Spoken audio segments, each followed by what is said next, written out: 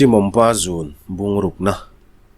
kachungten min ngai tu ngotin karing phone phora ka hanen chuan rin angein kachungte call alo om kim veka kanu chuka call back ngala khonge yomaron ti ngala a hlau thon mel veo bok real ka hlau zen shemia olom uma pui dora kom ro surban vele ka lo hoang katia ro chu surei ka ti to khop mai tam tak ni to lo ma se do chuan kan zor vek thawang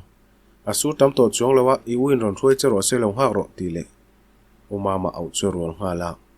phone ka of nu chuan umaman min lo throi don ti in saro pia chu ka hrila saro pia chu bunghat rengot duangin realin min ti romantic theilo ani e umama lo thlen ma chu weme thu thlen anga hian kan thuduna uma pui tong du boka ni china real lawa phi ruai kha kanui le war theito kan ti mol line umama alo luta awasur du ve ti pain athom no hu lai athing nok ruala chu han mai done moti line asu thale thina khuwa awar pui don poni mai theni lo thu veri ro klema zede huna kan hodoni saro pe na ti chon kau po kan bula thu thleng hiama chon ron thu ve mai boka umama omlaya thudun chu nuam ka ti che lawa chendun ni thoma se ka zak deutlata reivak lo kan ti le nuwa kan hoa umama khan saro pia om ve te hre ta wangin ni hlia paron keng chuanga umama hi choril ro zawi na fela ma se ti to lo chinai ro angai dan thlak sak mai theni lo thung inchung kan lu che chu kanu in zial leitur mai iwa tong le chia maniang chu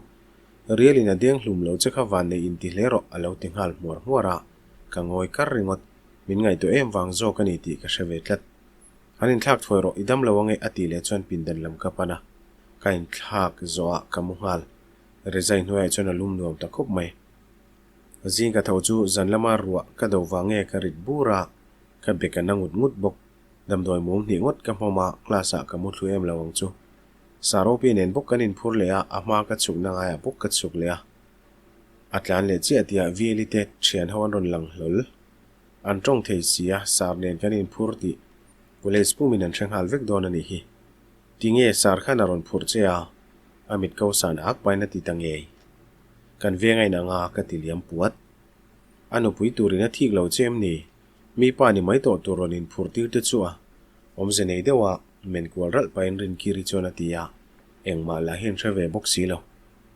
nu pui nei don ti thu ka washa ve lo ve baga kan vengai na nga kanin phur satlia ve mai ni kha boina turom lo chu tin ka kalson mak min thik wang ba kanilo saro pia bai ka chuan thena chance nei se VLE hena bo pel phal don lo ti ka chiang ve e mai kanin ngai zong ani ti sangat pheise chu min rel na satle zol ba ka mit pong zor kopin min mel rum ziang ka thenten min long ha ka mu chuan an lama ka tlan thuaya zan lama arwa sur wa ka wang khan khuala nong dewa kong na lai ka rap palta ka balance lowin ka thenten lama chuan ka tlan purpura kong chuk lai ber khera lo ni bok nen speed chu chak du takani kha mi lo man ru ka ding thei to lo nia tin ka rak chula ka sama phelop lob mai ka then te chon nui chungin min man be in ring takin an lo oma an bul ka thleng chu hlu zuala ka bo ropa kan tlu tur chu sai vula le rin hetin min lo man sham I lim puat a film khur takin kalve thin da che mai wa chorin tlu la chu I hai cholang rin heti chona tinghal bara mani lo ma hlau thon ve nak la ya tikhan min ti kher su ka balance ka hlo lak lo ni kha ka tilet khar ina em hlu zuala zok chona lo ti ya nalo kalung chia phurang ka ti chona nui hok inat lo chona that chu ma se karinain ilu achang ka omi taw na la hi a awin ka ria tina oma doma a then sak buk ka speed kha achak veng reng sia ka taw na tak takani chona poingotang khoimo kalo en khoila takhi nge na tina om chu ka khoi saka chutia ka wa khoi mai chu ring lo ni turani a phuzuk le ngal soite khoila takhi nge na damdoina kalila ka ti le lai chuan ka kut chu lo mana ama chu ka en chong hal ho mai chiang zetin min lo ena min en reng chung chon helai takhi na ti in a thin zona ka kut chu da a ka ir ok rengot hetiang thil dang lam dewa thlen hian ka ir ve zi tikhani hre them ka lungphu kha ati chon mit ka khap fak a lungphu chu rang hle ti ka hria hre thiam lo tur khopa mi mol ka ni bik lo chuwang tak chon nuam ka ti lo ka kut chu la letin inat lutuk lo chona that chu nakina nai nei chon min hril donia ka ti ta dai kalang utana hun don tin kain hera ka kal hal dai bok lu Zuali hi mi pahmel thatak le fel takania ama po ka soitong khan sar opia ain tong masani la chu kanar kher lawang mase ani aya masazok anom tlat sia thian kan nia ka ngai zong nei chungchang po hravek tu nia feelings te control ve na sajia po ka hailo mase in control zo lo changa thlen hian ka ta na nuam lo thin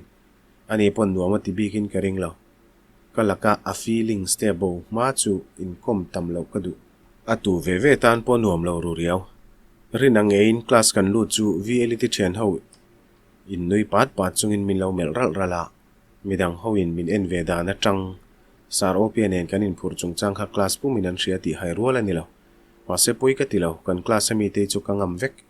VLT chen ho ti lo chu ri luk hir mei pu anom lo bok sar opia lo lu chon mel tha ti zetin ke en le ngoi ngoi to ti khan en ngoi ngoi zia su mi zong zong ain bial pai nei rin he ti bok ina ti le to henu hi chon min khak reng mai ni a hawe mai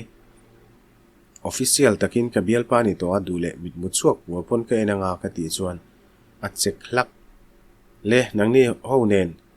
kan lain thon rei lo hle na chungin in professor anga karon kal hun chu nak tu thleng chau hi ni to dona chuwang chuan nak tu ka in thlanang reng deuh kan nei donia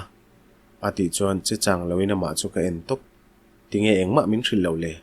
college ani tin kanin muthin ang khan kanin mu thei to don lo rengot po chuan min ti nual roi thei kal rola ho rual te kha anwa masin le ngoi renga ka en lai chuan ani pon minon en ve a toy te in anuya ka nui let ve lo atelo college kal chu ka hupur tak zet midang ho point an ui ve hle niang an phun nang nang hlom sar opia hi a fel mai ba ka thiama ama lo mel thate vorbok nen abikin mei chelamin an ui le zual khopang tuna tang chuan ni tin mel chanu deuh hlir in min kai hruai le to don ni om takani zana uma ma chuan lamina ron lenga in chung balkonia thuin kan ti mai maya tinge nak tu thleng chau college kal to don ti min hril lo lungoi vak lo chuin ka tia surprise se ka duwa tia min chan chuan o I hlotling min surprise siang khop mai min surprise le tu ka kameng bial kok war zetin ka tia ani ro lo nui hok thung ka kut kamal chunga ka da chu la ina tuai zui hawa thin rim lak lo lai mani senom na bo chuang lo taktakani zana ke po ka hrichawa pumona kha akal le theidon to ni ome miron thil tayang reng boksia hril na hun che la om lowa ati chen ka thin rim re chop chil ngal chu tiang te chu sar mona po in thil ma tura lo ma tiang lowe ka tin ya nia akal man don nia in hriat te chuan aya ma dewin thod lo ve turania chop chil dewina hrila saro pi tan po hril hai thlang otang chuan enge ti isoyang college iron kal to lo chuan tin ka zota ka hrelo le kan khuwa rei lo te cham turin ka ho photanga zirtir tu lambok hi ka try le ka ringa ti chuan ka lo bungat ngat ai kal ai ngot chuan apa ngai na thazokang in khuwa chuan ka kal ve chak le mai ka ti sipa dik tak chuan college ani tin na local to lo tu po ti nak laya an khulama hole zel pe chuan ka lunga le ngotang takut le toy hau hau chung hen local ve mai la ti ya keima thu chau chuni se yes ani ngalang ma se keima hian ke ai thu zo kan lo mio sia mi pa an khuwa zui ho chon rem ti hau lawang ka chungten an rem ti lawang ka ti ya kar thar hi kar tluana kan chol don tho wangin zin kho thon nan chon du thu sa mani ma se soitong khan keima hi keimang hian ka thu lo ve e mani local ve thela ka ti ka ngai don che ati ve nu a in mo lo reng chu ni po a hre ve nin ka ria thil langan soizom to ri lawa naktu Friday ni to a ni thum chen champaya ho chho lo na dang to chu tiang oi ranga kan thut dun lai chuan ngai toina thadeu ka nei thut ka ria ka ti hluaya a phuzok le ngal ka kuta von na po thla lo chau ka u hi zin ve turin somla ani lo tel ve chuan ka ru ten an phal hrim phur sarin ka ti ya uma mai chu tu pon an ring to ka abikin kanu le pa in ni don take ani pui hi local ve se thang ani poina ti ve hluaya phur dun tak kan ni kan ding hluaya ka urum lam chu in ron ngai mi loin kan pan ruala kan lu vele u kar thari kan chola zindu nila unawa zindun po kan le nei velawa ti zongin uma ma chu ka thlema opi champhai hodonem ni ka zona po chang loina ti daya kan pani chan min rin hel mel deun min mel dun ral bok nia ka hodon alo ti ban char ani chon ka peilo nang ni wang mai ma champhai khovo takal ka pe reng lo uma ma chona ti tlata ka van ngei reuh tak unawa kan la zindun mi lo wanga lom ka ti po chon zinduni chak veu chon vaira ma lo zinduni la king lai champha ya engma ti tur kan nei lo atile maka ka u ni lo ngat se chu min chan dan wang hian ka sual to mai the ni mo inaw ka ni hi telowin kanu ten an phal don hleinem pangchang deuh taka ka ti le chon o I u ka ni hi ka telo chon kanu te ni kalan rem ti don lo ka ti dan thluk che na te ve a ka mel rum pan to lian zeding ka ne o ka ti luk ta ka chona tho hluaya engtin mo tu na khan min ko atia miron nai deuh bok a ming hi a thinga ti ema chu wanga mi zong mama lo ni ta poni a ming puma ko he du ngai la ka thina rim zual chang chawin a ming pumin ka ko thin ka chala apen ngei bok soinon lete engtin mo tu na khan min ko wa ati le chon lian zeding ka ti che I ming ani lo mi lian zeding ding pui liana ze a lian zeding pen phun ka ti zat a thin rim mel ngang mai I u ka ni hi u te za na chang po hre lo ti pain min lo pana tum chu saropian a lo danga ponain belokang tin uma ma chu chu pui da ya uma mai felvio ma se ming puma ka ko hi chuan kan ri hluai nge in hial sathlia te chu nei ve fo mai la a ming puma ka ko lo chana thin rim em ngai lo min duata ama a felin mi thin chelu tuk ti turani lo bok nen rik ve hluai to hi chuan a poi ka soina sa hle ni tlang pui karin aina non le thara eng tak anni then don chon vasoyang moti te ka ngai tu a kaum le theilo dik tak chuan champhaya ka bialpa ka zui du wang maya ka u ka hnial chiam kha dik ka in tibik lo an chan chin ngai chang rana kom lai chon saro pen miron ko la ka larang vio ke chu ka hotlang tamai lo hnial pung to lo la zin chu poi ti lo ka o atira afia mai che ni kha nang ma zo khai por ma sa luai ni kha ti chon ka tho hak min fiam ti ka hre thiam hleinem akal du chon a that chu kanu te pon an phalang ka ti ya ka hlim le vur vio to uma mai ka lakastik lo wanga ni lawa thalai ve thoni ya kanom dan tur min hria thiam pui ba ka saro pe hi chen thave berani bok nen ke hi anaw ma ni la a thian pa somna no sakshe ve tho don ti ka ria ba ka amu phak lo wa ko mai chuan amu pha ka bial pa ka moi du jok don thim champhai chuan bial lu tur fel deuh zon sak na li la thang saro pi nen kan in biak zo chuan ka urum po ari raka alo thleng che ni mel arum lam chu ka vapan dek ka kongka dim te hongin ka bi thlam sa phot athin rim to em lawang chumo khuma phone en chungin lo thumu dewa min hu lo mo ka ti line ron lut hle ro ati fia faka ema jok chu ka phuzok thei englonia u ni chin khati pal tin ka pan na ya min mel rul ringot chuan izin du wangin ka lombok ka ti le sep chuan abu ngat ringota ala lungoi fam kim lo ni karing poilo alungoi theinan chuan ni tin room ti fai ngai poni se ka ti mai aniang chu vamuro naktu ka keman kanu le pa ka lo shrilanga ti chuan ka tho huai thei kema u big lal umama I felbon o mi u te ka mamo big reng lo felber tin ka tlon vela mi nei lo mel ngang mai kero lom vur takani kar thara saro pi te khuwa kan jindon ka phur to lu tukhi zanina tangin in siam lok mai ka du zing kan choi line ka u chu ka mel zeu renga ka phur to lu tuka karil ro man mo zin chu adil har ka ti to lu tuk ka pur mang in soi se ka ti si wo chang in cho ka ya ka tip lip chau ka chu thlenga mi ka ei zo trep to tia kar thara hian rinomiten chol do na chumi hun online chu in kan una in op te kholama zinila luya te han kalila ka ti dewa engin ngai dan tin kanu le pa chu zota atopa chon ka hak chuak ve shamalom be sei nei dewin kanu te chu kaina kanu chon ka pa thu chonga chang deuh nin ka ria champhai lama chungte kan nei silawa opi te na in han thleng mai don ti naim ni tia ka pain zo na zo chuan ani mayang chu lo cha te por ya thei thawa ka u chona tia ka pa po bu ngat a phal lawang ti chu ka hlau ru viau ma se an cham rei lo ula mi khuwa mi ti hek zong phei chon rei tak cham lo tur ti ta hlawa ka lom zia chu mani inaru kin kanui mai kan in kota bike arik rualin rang dewin ka tlan chuaka inu le pabula chon in soi toem ni zan khan ka soi nga la ke chon ati chon nui var chungin tugina uma mana soi chon an phalbok ma se cham ren phal lawa ka tia ani polom mel ve tho rei tak kan sam lawang zanthum zan li vele ni mai tia lui kal ka u khana soi ria kal tak ilakati lui ka kal khat sanghaman te po ka chak thian te u ka thian du lutuk tak te u ka ka zin san don cheu nia tin classroom lu pain ka thian te chu ka kwa thuak thuaka khwenge zin don ka kalve du rin hetin alo ti ngal pang no te kalve lawang ka unen saropi te khwa kan zin don ka ti chon he in rudonem ni sai vulen alo ti hlut aluar ngal lol mola chung te hret puina in tungen rungai ka unen ka ti molmol kha ka ti chon alu ka kuk na toy vut vut pain chung te hret puina thlap pa in ruin ni mailom iu ina pui bok cheu ti na ala ti sham he pa thlok claim lutuk thini chu entia ti chi nge moni ben har mai chi po ni lo amol dan hi ril riau o so ti lai de o chon lo wa mel chero in neom riau ti amel rom chungin ka thut na lam ka pan san mak eng berngin han ti dona ka kalve chak kan thut fel vele rin heti chona ti ngala henu la hi telve tum zel mai telve tum zel su kanuna win weekend kan mangdon luya te kan kalanga sanga te kan mandon ka ti chon oi chu le ngal ka kal chak luya pu kala kalve ngai reng lawati le a au ki tang ringot po kalve chak je hriat the nangwan phallo somsari ma la i u ka dil don thawati zom le zata ka phallo ti po ka soitop si lawa henu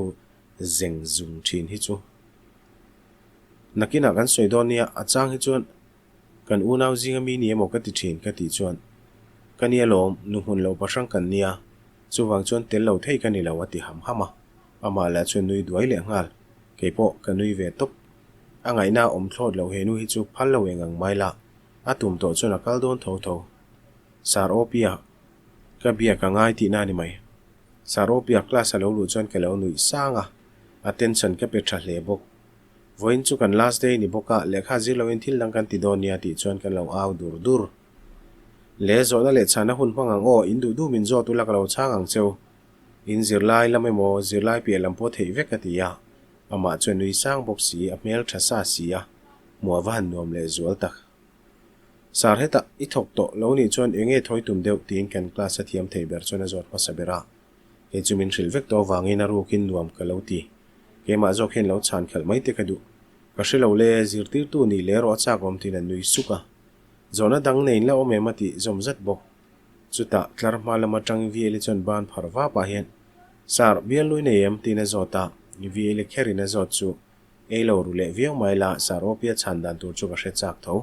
kan ngai zong ti kan thup sia bial lu ka nei lo tia chan karing ma zo nia sar email thasia bial lui nei le nei lo kan hre chak rin kiri chon lo ti velia mi pa ho chu an lo aw hlo mai pon lama tang pon kan thom chona viawang chuta mi pa ho chu akut panga khapin personal information pe ka ngai don tina ni mo a chan lo theim tina fiam thu ma sa a na sara no ti rual dual sar chon nui hok hoka chuta thu tak deu jok hian o bial lu ka nei ma sem hing chu ka soi lawang in zobel oilo atia min ron mel ral bok aru kin nuap ka lo ti veng kani ngai zon thu pri maila bial lu ka nei lo tinga che chu ka ngei ngotang college bana milong ha je na thina milong hak le a kan in ko taka chuk chon ring heti khan kalve du tlata poing em tin ka zota poilo we nang ma pun no mi ti zo kang chu thian kom turi nei nga ati hlawa ka lom ro viau ka lo shil ha lang phur te win ka tia kal toro ke pokalu don zana lo leng la o ti zung in chunga lu mai chu ka tuma ma se ka bana lo chelin na lama min pot na ya ama chu bai ka la thureng kanin nai khop mai tu na tang chuan in sar kani to lo chu wang chon sar tin min ko to su atia chil kalem khol du ain oxygen ka hip na ka thotha thei don lo ka soi chu hre ma ti le chon lu ka bu ringota ka tongam to lo ka om dan chu hre thiam ni om takin anui ri suka ka bana von na tharual chon rang tewin kain la sang hal ka lut to don ti le in chung lama tlan lu hal chu ka ruala in chung ka thlen chuan ka tho chuak hluai ka lungphu han randan em kha so chu dai tu me moti mai turani so chuak the nga che chu ka lungphu umin ka tlan kwal zoi in karing ka zam che khat viau to sin mole ka room lam ka pan ngala ring heti kolin a local ve thei tu thu ka shila a phur ngang mai ka thom no ken tur kan en ngal tiang luya te kan kal don phei chon sunscreen ken nge anga ya ti nga zunga ke ai mai na phur zo rei fe kan in biak nu phone kan off thei sham ke po ka thom no ken tur file te kaina su ngai te la khomin ka in ti fel zung kan kalni turpo lo thlengin champhai chu tle min hla ve deuh nen kan chuak ma dewa pali chau ni maila kan thoma thaviau thomai front seat ka thua passenger seat ka ulerin hetin thuthung car kong hlata wangin eitur kan keng nuala la play in rin hetin nen kan zai pui vok vaka kong chelaya ka in sole nok thin wa se jin kong nuam tak zong ani thawe engtikla nge ka muthil ka shelo min soi det tu no ma wangin ka hara kan thleng to a opia chona lo tia sarti du to silawa uwa du chuang bok silo opi tin ka ko ve top mit noi chat chat chungin kan van thleng ma ka tia midangan chuk to ati le chuan ke po ka chuk ve maya ka ule rin hetin kan bung ron lo la chuak mek opia nu le pa ni om takanon chuak boka anu le pa chon mel thavu a hei wang he ni hi opia po dan zo rual lewa mel that vorni boya hei hi am ni thian te chu tin anu jok chon ke ni chumin si bai kuala an fel mel em mai le ngal mo che ila chu kanin mil viawang in chunga kan luta anin chunuam khop mai pona tanga anal to sa te lul nen a chung pe chunal le zual takani engkim mai chu enkol uluk tia hriat ngoi ngoi sangboi thingpui khan lo thitla hei uop te hen anin duanga tilang langa unaw mi pa pani chawan ni in ka hre si lo sangboi an ti chu soiri gom kala hre lo an nu la ompui ani ka ring top reivak lawa sangboi chon thingpui ron choya opi enge mi lo hon tin opi bula chona thua anom pui nu lai mo katia an chung te ni ka ring le deu nakina ka pengche ati point tuna ka mudu lom sangboi chona ti deu thlata opi apon nui chungin a be ka zem rak raka t-shirt ni om takhi porin oversize du tro tin sangboi chu pe a oya moi ru tu ka van lom tin nui var renga mihlim thei tak mi ani ngei ka ring abula omanuam viau ke ni ai chuan alanau dewanga nau pangchia viau eroni tolo mundanga thleng su o pindan ol kan nei thawa kan nula pani te chu mi khwal ruma omai ola opi I thian pai hi chu I pindana omve mai ro se opi anu chona ti zunga noveng watak chuni ngei mai sangboi iu thian te an pindan tura han hruaila tin sangboi chu hrilya milo zui ula tin sangboi chu nui sanga in chunglama chawin pindan lo ma sabera chan min lu puya in room dot che hi uopia room ania pakhat jok su chu uwala room tin min thrila englo opia hian unaw me chedang nei ti ka hrimia lawa tin aruga ka hria chak deuh chu ka zota apoi em lawang chumo anaw ka ni hleine ma ti chon makka tiang reng opia nu la khan I uwa ti boxia mase anaw I vanang si hril hayang reng deuh ka ti chon nia mi pon min hai fo mai anina hian kum som pali ka ni tangkhan ka om to a kanu le pan bo ral to bok nen chung le khat ka nei vok lawa uopia nu te hian min khongaya anina minom tira kum ruklai chu hei ka om to anu le pa hi nu pa tin ka ko ve maya an chung ko member pa nga yang kani to mai minen thang lawa ti siama opia te chung kwa chu belchen an dol don viewin ka hria an chung ko member a chon wala ti lo chu ka hmukim vek to an tong duin min be siam renga sangboi phei churin hetinen kan bula om deuh chotin ati ti siam renga a tong du reu sia kanin nel thuai uwala polo ho trep tong alo thlen huna makin ti lutuk lo nan ka hrin lok ang chewa ti chuan rin hetinen sangboi chu kan hnai thuaya chauka kan oma wangin kan tong chu mi dai nan thre phak her lawang uwala hi chu uopi ang hi ni lo dewa ri hlawa duwa aphun chiar bok tuna tak phei chuan nupuyang reng dewa neya kanin ru lo chun ti tak nine in ruang tho chu ni mai tun hi tum ni an ron in hruai hona ni to tun tum phei chu a hma ai na in kol rei to a kar kha chun in kol to uwala takhi chu mi suala ni lo mole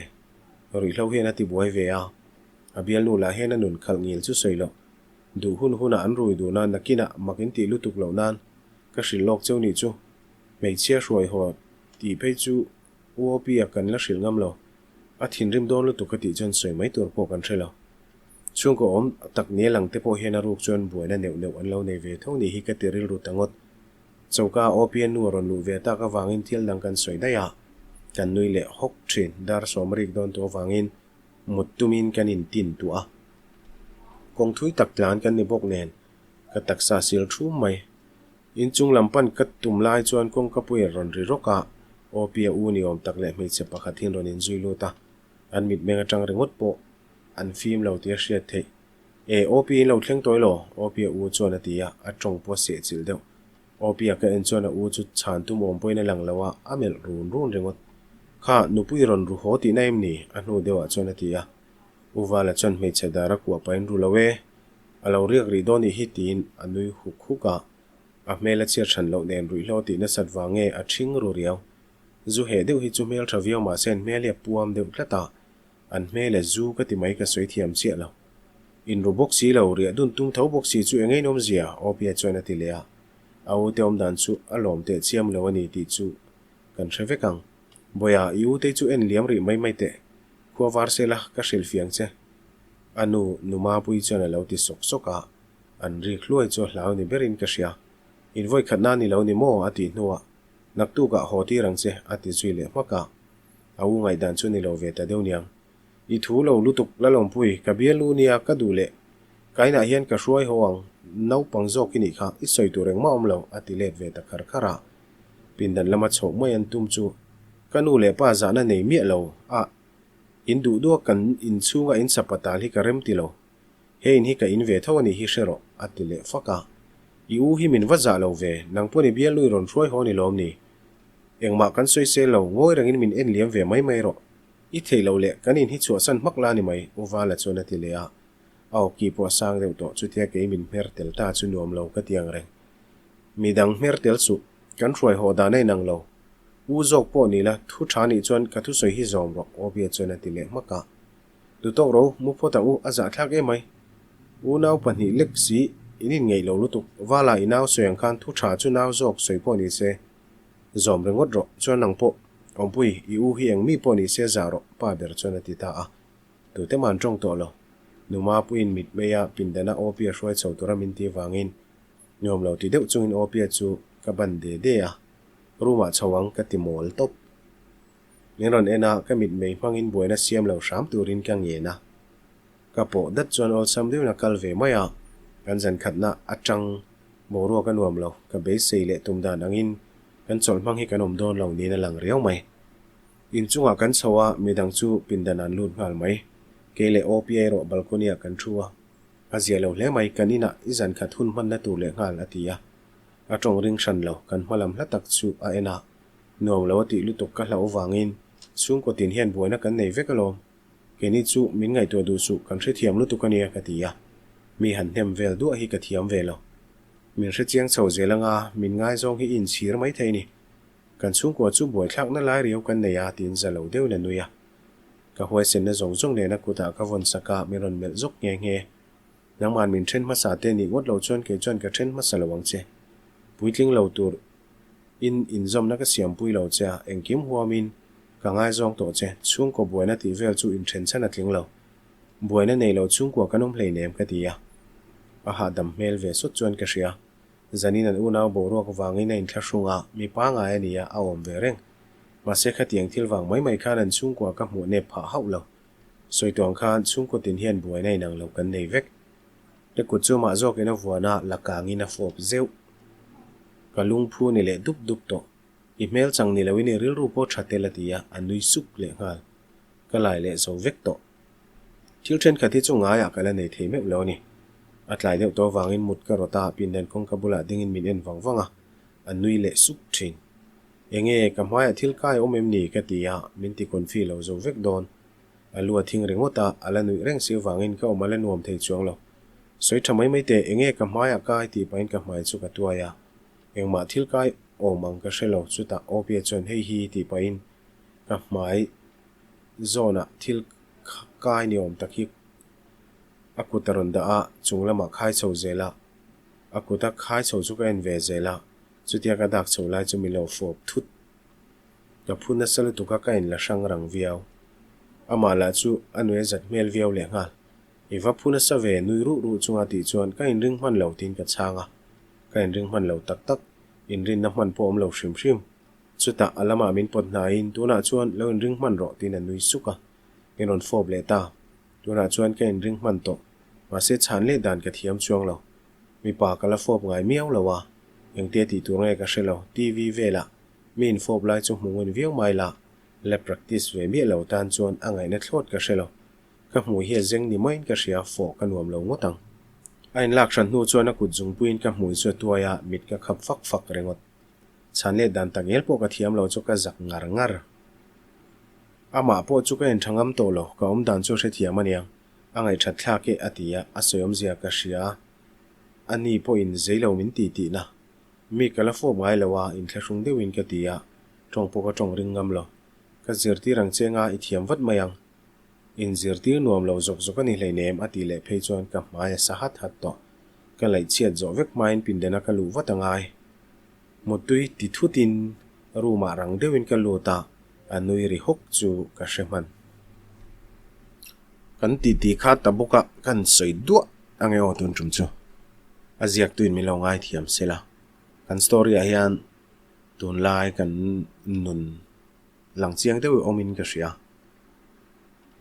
a chan chu mei chia mani bial pa te om na hmuna pan hre mi lo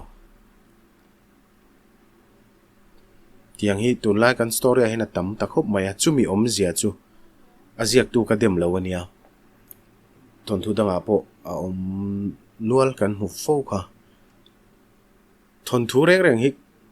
ku vo ina kan hun man mil hian kan ziak deuh tlang pui chuwang chuan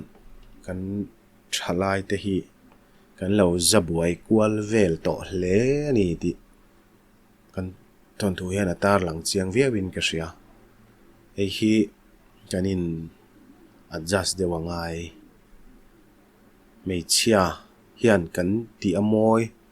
kan tan amoi hi kan hria ta tha kan thak lel wang te kan wangai viau wang rengot te an khua te wazin wang khamo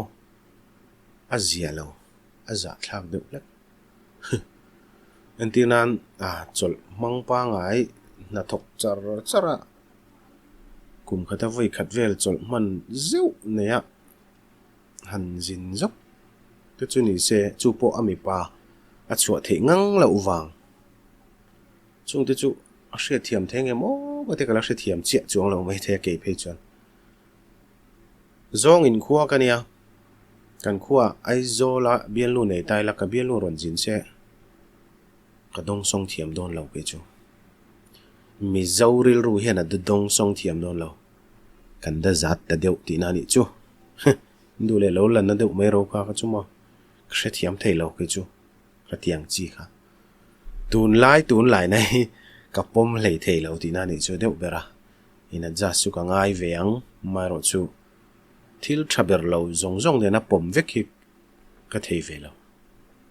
kan ti du ani chu kan ti kha deuh bok to a